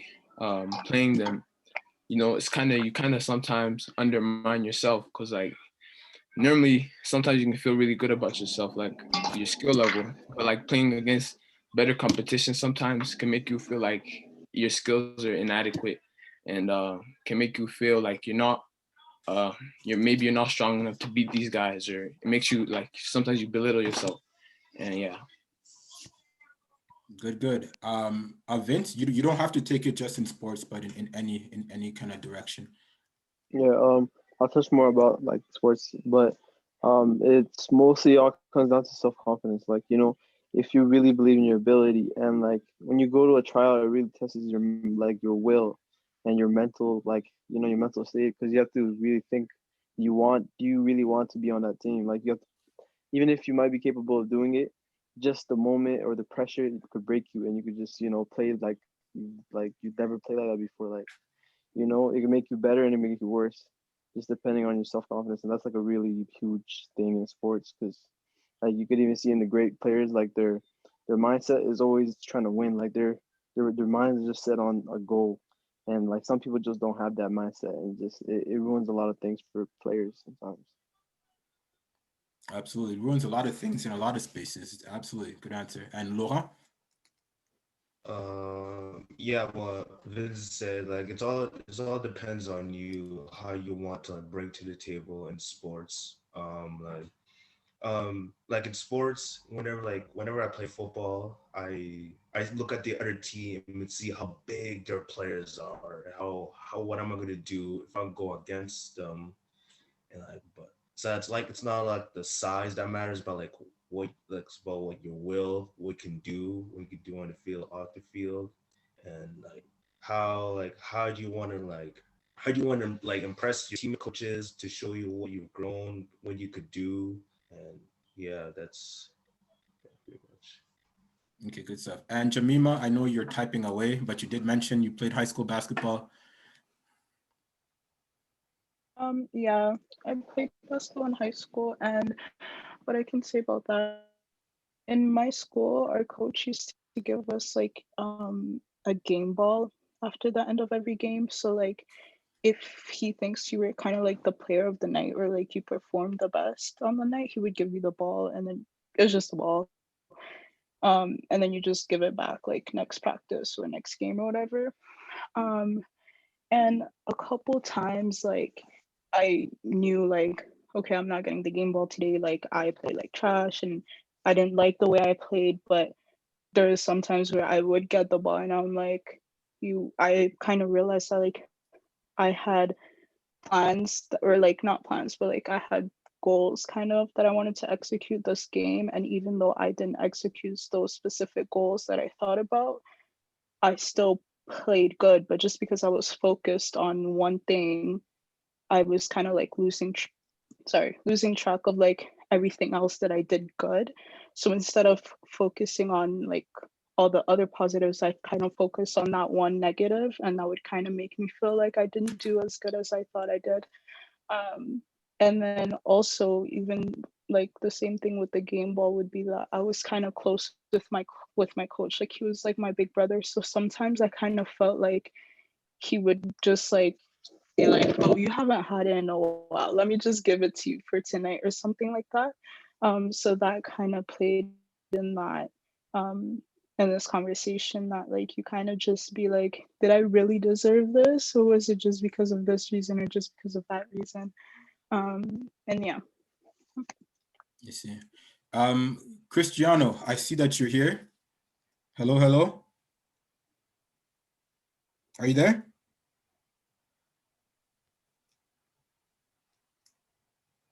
Cristiano. Well, he's there. Maybe he's on mute. We'll try to get him to connect again next time, but I really like what everyone said here. It really helps to like kind of paint a picture of kind of like what we go through. It helps to paint a picture of kind of like the anxiety that we all feel inside. I know that we didn't start out with the definition saying like imposter syndrome kind of plays out as this kind of anxiety, but the way I've been seeing us who come here, us who have to integrate and fit into kind of like a system that isn't fully ours. Like even if you're born here in Canada, there's still that like a certain aspect there. And I know that for me myself, like I had so much anxiety like growing up and stuff, but no one ever knew how to identify it. No one would ever like walk it back to me feeling like this kind of an imposter, because everything Jamima said, everything even Junior just said, like even like in the sports world, like it's crazy how that can shift and kind of suck your talent away from you. I think like I told you guys before, like I came from Chicago before coming to like Regina, and I used to play basketball in Chicago, and the competition in Chicago like was more. But when I got to like Regina, I wanted to fit in so much, or I didn't even realize it. But when I'd get out to play, do all these things, like I'd feel this kind of like trepidation, this kind of like discomfort. I had a crazy fadeaway jump shot, like Michael Jordan used to fade away, and so I just learned to fade away. And my coach was like about fundamentals. He hated that shot. He's like, no, you go up strong. If you're on the right side, you block with this hand and you do your shot that way. If you're shooting on, there are the mechanics of shooting. This is how you do it. I felt like I was pretty good, but as soon as that guy kind of put that word out there, like I tried to start shooting like them. I had another coach tell me, run like this, pump your arms, lift your knees, this. I had my own style of running, which was perfectly fine. But even in an aspect where I was pretty good, like sports, like trying to fit in or feeling like somebody else has that authoritative word, and then you trying to connect with that really does mess you up. And even when I played college basketball, I ended up playing college basketball like 1 year. And when I was playing there, like I could dunk. But every time I dunk, I'm like, oh man, maybe they lowered the ring, the rim a bit more. That's not really 10. It's like you find all these reasons to kind of take something away from you. And it's really funny how powerful the mind is, how like you'll end up being that anxiety that you're thinking about. So this talk here, we're gonna go straight into anxiety. Like we're gonna just realize that it's there. We're gonna try to get out of that notion, because for us, when we were growing up, if you were feeling kind of scared for too much, people would just ask you, what's wrong with you? Stop this. Like, just, it's you, and not ever like really dive down into like what the issue was. So it's good. This conversation here went a little bit longer than what I had planned for. That's okay. We're just gonna take off something that I had planned for the end of the session. We'll move that over to Friday. What I want us to do now, we'll take a quick little 5-minute bathroom break. When we come back, we're going to look at a couple questions. We're going to look at the history of, like, this is what I started with. I thought that we'd be doing this a whole lot sooner, but this conversation was so good that I didn't want to stop that either. So when we come back, we're going to try to take off that imposter syndrome, and we're going to talk about our community with authority. We're going to try to develop like what it is, how it works, its history, the ups and downs from that. Right now, there's questions and stuff we're going to pose to kind of get to that. And then we're going to reconvene on Friday and take a look at what the ideal community should look like. And I know that in our community, it came out a little bit, but hopefully we can develop this more. The thing about age, we know that age is a big thing. Like, older people typically don't want to learn anything from the younger generation. We have to be really careful about how we speak with elders. That's both a strength and a weakness. It's strength to be respectful. It's strength to respect the wisdom that's kind of there, but it can also stifle in innovation if there's just a couple people just there stagnating, those kind of things there. We know that that's true, and we know that in our communities at times that gender issues also play a factor. If you're a female with a very strong voice, and you know kind of what needs to happen, truth is, from my experience at least, like, that's not always well accepted, well received. So these are a few things in our community that are realities that we're gonna try to create a space that when we're meeting, where those things aren't gonna be relevant anymore. So when we come back, that's gonna be that. It'll only be like 20 minutes at the end, and then we will wrap it up and go and reset for Friday. Sound good? All right, so you can mute yourself, screen on, turn your screen off and come back at 5:40.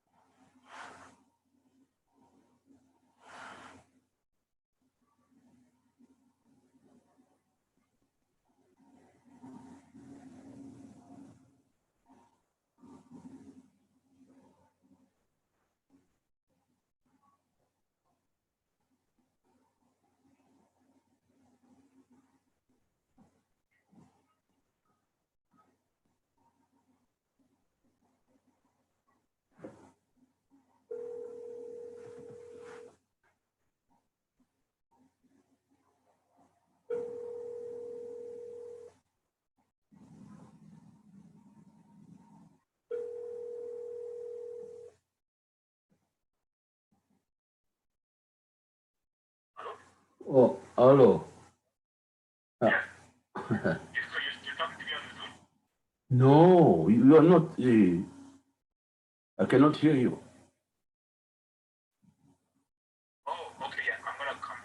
Okay. Oh, no. Okay. It's a break, huh? No, it's a break, I think. Yeah. Okay, fine. No problem. No.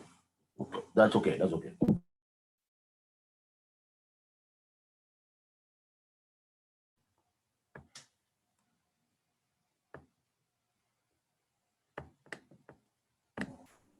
No, it's just a break. I felt a bit tired and j'ai mangé la banane. Alors, la banane me fait fatiguer. Okay, good. Mais Ouais. vous avez une réunion le vendredi? Oui, on a une autre réunion le vendredi. Non, mais le vendredi passé. Oui, le vendredi passé, oui, on Mais était à là. quelle heure? Le vendredi, on a mis qu'on va être ici de 16h, oui, 18h jusqu'à 20h là, je crois.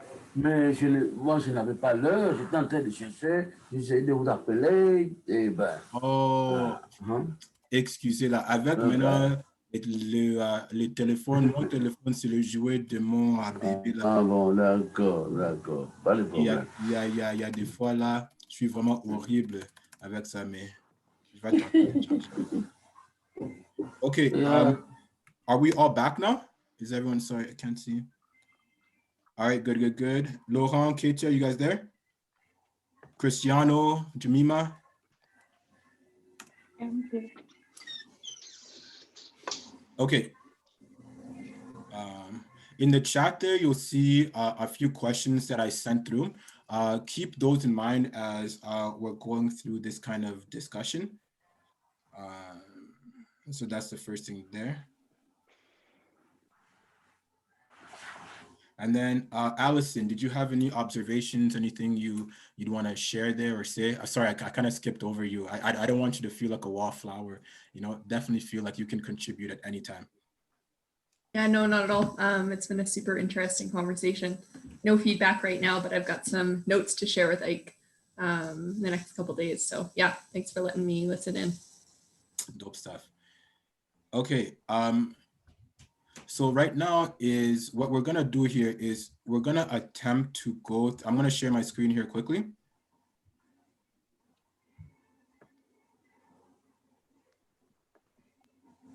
So we're gonna attempt to paint a profile of our community. Can everybody see those things there?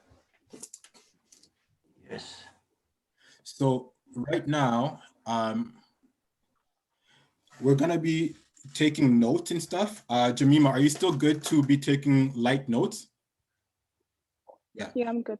Yeah, what we're gonna try to come up with is something that looks like this. Let me flip it. How do you flip on PDF? Just imagine that this was flipped around. Like this is a mind map. We're gonna try to take everybody's ideas and try to create a profile of our. imagine if, I think like don't try to read it, just try to see like what it is. Like, and it's not too complicated. But for now, let's try to create a profile of what. Okay, that's second one.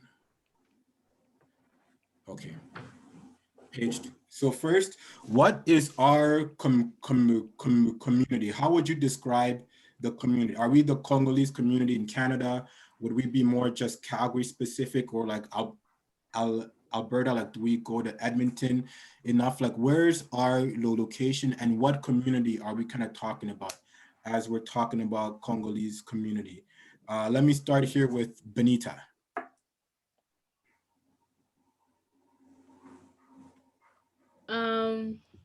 Wait, what's the question again? When we're talking about a community, so can you see my screen? Yeah. Sorry? Yeah, I can. Yeah, you can. Also, the first thing we're gonna try to do as we're talking about our community, see like where our location is. Like, how do we put the boundaries of our community there? Are we mostly just Calgary? Are we mostly Northeast Calgary, Northwest Calgary, downtown Calgary? Are we Alberta? Like, where would you say our location is for the community? Remember, there's no right or wrong answer. It's just kind of what you feel or like what you would respond. I would say maybe Calgary, but there's lots of people, right? So there's plenty of us that live in other sides of the city, northeast, northwest.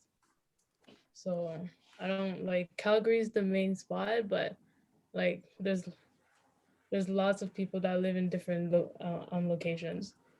So I would say yeah, Calgary, northwest, northeast. Yeah. Okay, great answer. Good job. Let's go here to Cristiano. Are you here now? Oh, yeah. Jeez.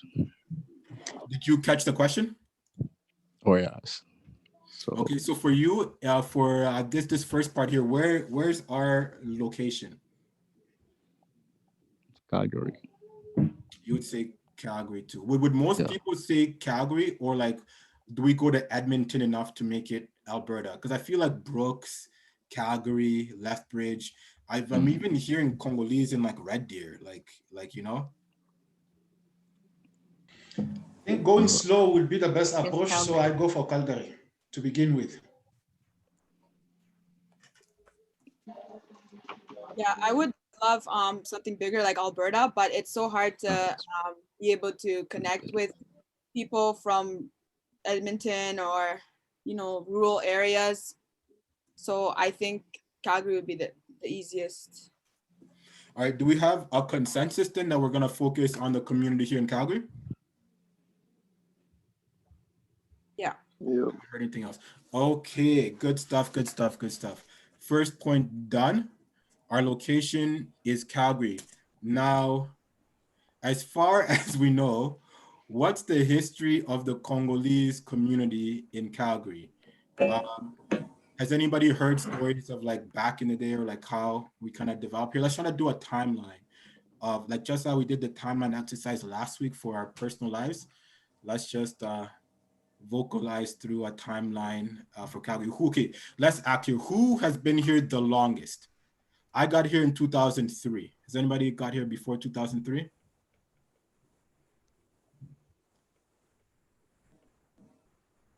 Keisha, were you even born in 2003? Very funny, but yes, I was born that year. Really? Okay. So I just can't see everyone. I'm just gonna try to make my screen bigger here. 1 second. No, you guys are all young. Okay, so I guess, yeah, it's my responsibility then as the elder statesman of Congolese in Calgary to tell you guys what it is and how it was and all that kind of stuff there. So as we know that Congolese, as we first started coming into Canada, first Congo and Canada have a pretty long history. There were Canadians going back to Congo. I think one of the first ones there was a guy by the name of William Grant Stairs.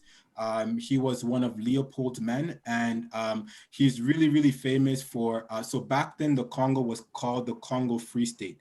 And the whole point of the Congo Free State was that it was a large part of Central Africa where any European country could come do business and take resources out and take it away. So during that time there, during the time of colonialism, that's 1884, they had something called the Berlin Conference. And at the Berlin Conference, what's happening was the British were taking South Africa.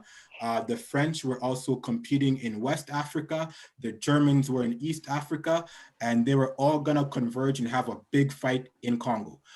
So they decided that was probably a bad idea. Let's go sit down, talk about it. And that's where we get the term like carving of Africa. It was really in German. If you look at that Berlin Conference, as it's called in English, in German, it's called the Congo Conference, because colonialism had started in Africa well before that, but the official carving of it happened at that state there. So Congo, they decided to give it to a very small country of Belgium.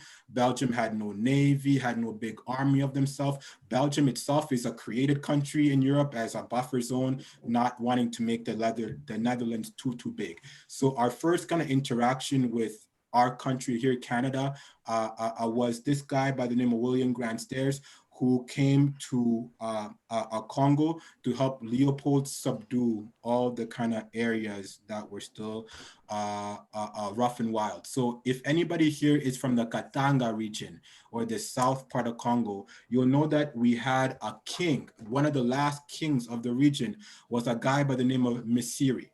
Now, when they went to that part of Congo, it's in Katanga, so the British were there in Zambia. What's up, Pam? That's you being born in Zambia. And they were fighting to try to get into Katanga because they just started to find all the natural resources that we had. So the story of us having all these resources, this started to happen at that point then. Before then, we knew of like the ivory, we knew of the slaves. There was a lot of slaves being taken out of Congo. And in that region too, a lot of people aren't aware that there was the Arab slave trade, like the Swahilis were there, like Tipu Tip was a big Swahili slave trader. So the reason why Belgium got Congo was they were gonna go there and end the Arab slave trade, where they were taking people out into the Indian Ocean. They're going into Oman, Yemen, all that region there. So Swahili is a language where it's Bantu and mixed. So there was a Canadian, William Grant Stairs, and his interaction with Congo was he was tasked with killing this last king, Misiri, powerful king, last king, and so that they could take over the mineral wealth in that area there. They went with only 100 men. They were armed to the absolute teeth. And they went there, they gave Misiri a proposition, say either surrender or we're gonna take everything. Little did we know, like Congolese, we had guns too. We've been having interactions with Europeans since the 1400s. So they had guns, they're able to make their own guns even. So it wasn't necessarily like a lack of firepower that was the problem, but it was the politics. They were signing treaties with everyone else around Misiri. Misiri was the last holdout. So they got some of the people in Misiri's camp to go against them. He went out to some private area to have a one-on-one meeting, and then he got shot. It wasn't the Canadian who shot him. It was one of the deputies of the Canadian guy who shot him, and they just shot him in the face, and he died. And then essentially Congo was subdued at that point then. Then at that point, so there was Canadian business people going there to help with the colonial policy. Remember, it was the Congo Free State. We weren't the Belgian Congo yet. So Congo was just owned by one guy, King Leopold of Belgium.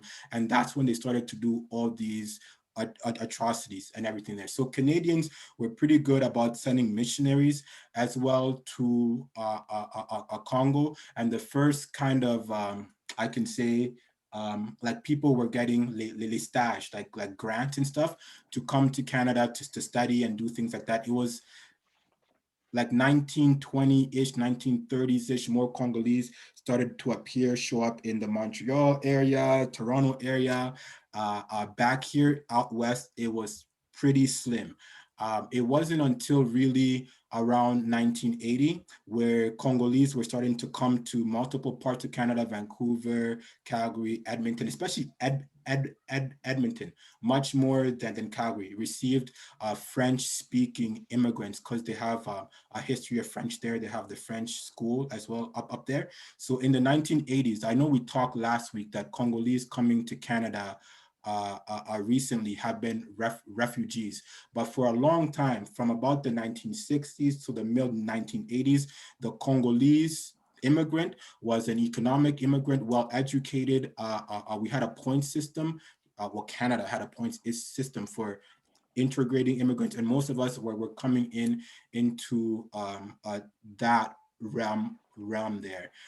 So Calgary's Congolese community, most of us that you'll see here started arriving in this region here. So in the 80s, they would come, study, typically they'd go back, or they would usually land around Montreal. So Montreal's Congolese community has been there since about the 70s. In the 1980s, Montreal's Congolese community was even one of the ones that helped with the setting up of the opposition group in Congo. So you guys know the party UDPS, that was the first opposition party in Congo. So a lot of the work that they were doing was happening in Belgium, France, and Montreal. So that's a little interesting tidbit there for you. For us though, things started changing. A whole lot more of us started to arrive in the region during the 1990s. What was happening to us back then is that's when Zaire completely collapsed. We had no country, we had nothing to fall back upon. You guys are slightly younger than I am, so you guys don't remember like having a country, then all of a sudden not. But a whole lot more of Congolese started to flee to Angola, started to flee to Zambia is a big one. South Africa is another huge place, into Europe, and started to come into Canada. A lot more people were refugees at that point. So the stereotype of the Congolese in the West being relatively, you had to be kind of educated to leave Congo at that point there. But the time that the war started to happen, the time where there was all that kind of division there, that's when Calgary's Congolese community started to develop and grow and move on. So in our community here in Calgary, right now, I believe we're about 2000-ish, like, but people don't self-identify that much. So we've had a country where, a community where we in the 1990s, like that's what they tell me, like the people who were here back then, they started off as a small group that would just kind of welcome refugees, welcome newcomers. It seemed to be working out generally okay. Back in those days there, like the early 90s, they started having like community parties, community Christmas parties, and they're just mostly focused on helping people feel comfortable, welcoming people that way. It was around the 2000s where a lot of division started to happen.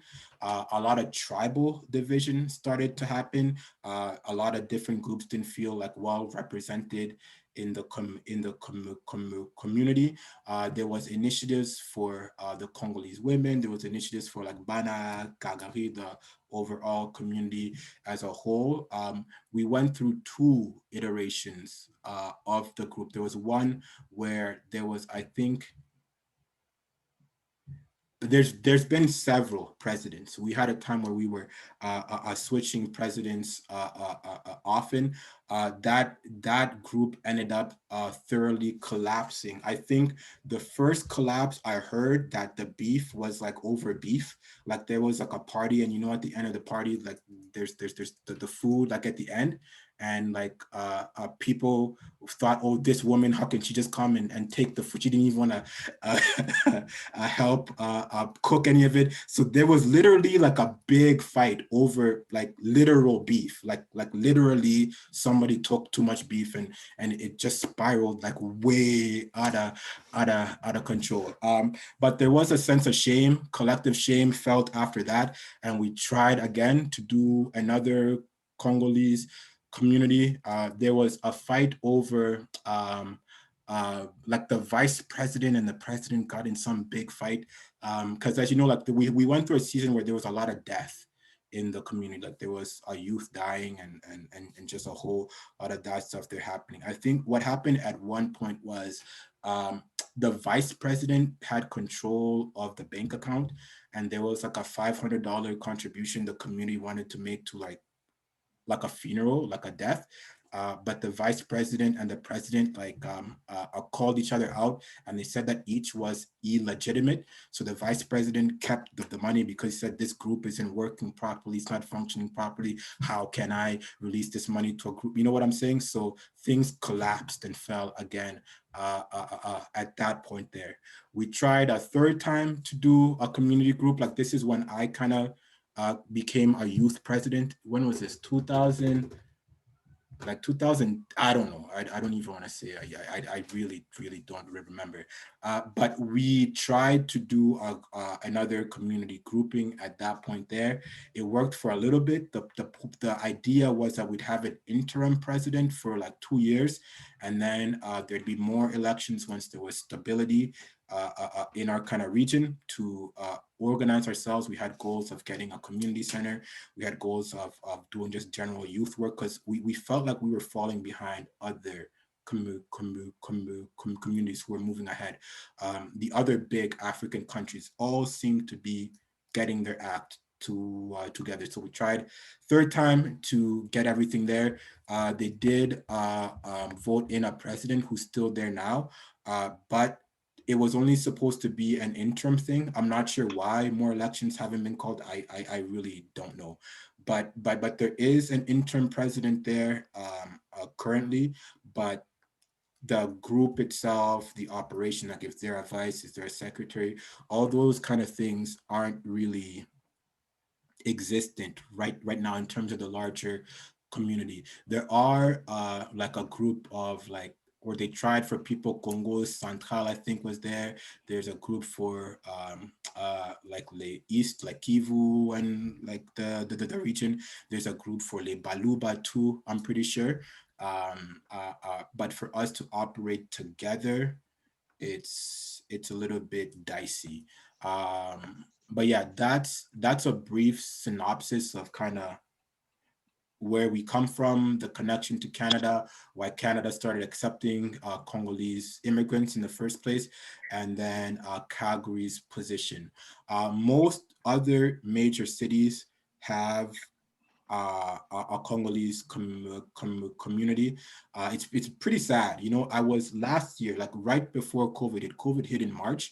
Last year, I was in Ottawa in February, and I got to participate in like a round table for all the Congolese communities out there. I was shocked that the Congolese community of Lethbridge sent a delegation. The people from Winnipeg sent a delegation. The people out of Regina sent a delegation. But Calgary, I was the only one. And I'm not even the president. I'm just like a youth, like they just called me and they say, okay, Ike, somebody's got to go there to kind of represent us. And I was the guy who was kind of picked to be it. I'm not saying that the other communities run like drama free. They don't, but they're at least there. They try to serve each other to some capacity. So I know that you guys are a little bit of the younger generation. Some of these stories you might not have heard, but that's overall it. Lavi, looks like you raised your hand. Do you have something to add? No, I was clapping. Oh, you're clapping. Oh, very brilliant. Yeah. Okay, good. Anybody have questions? Because we're just touching on history now. Questions, things that unclear. Make sense? Okay. Yes. I just had a comment. Yes. I thought that by mind mapping, It was moreover, we're looking at the places in the city that need more attention. Are we going to do that? Yes, we're gonna get to that. We're just gonna try to answer like maybe what I'll do is I'll send you guys some of these questions ahead of time for Friday's mind mapping sessions. Like I'll let you know like what our first asset champion is so that we can start listing like what our community's assets are. What else is it here? Key sectors. Like I'll send you guys these things here so you guys can start thinking through it, and then we'll be able to reconvene on Friday, and then we'll be able to fill this in and that'll be represented as a kind of mind map. That's the idea. Does that make sense, Pam? Okay. Yeah. Okay, good.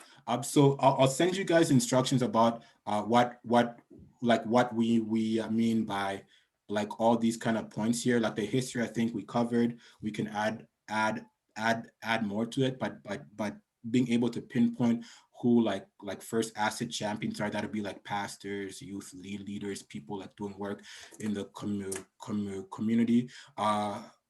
More motivation for a beginning of the journey. So this is talking about why we're all here, like what motivates us to kind of prompt a change. So I'm gonna send you guys this, hopefully with times. I always tell you guys like I'll do it tonight, then it's like the next day, but between like today and tomorrow, I'll send you guys this stuff here so that we can start preparing for the mind mapping exercise that we're gonna go through and the community mapping exercise that's gonna happen Friday. We good?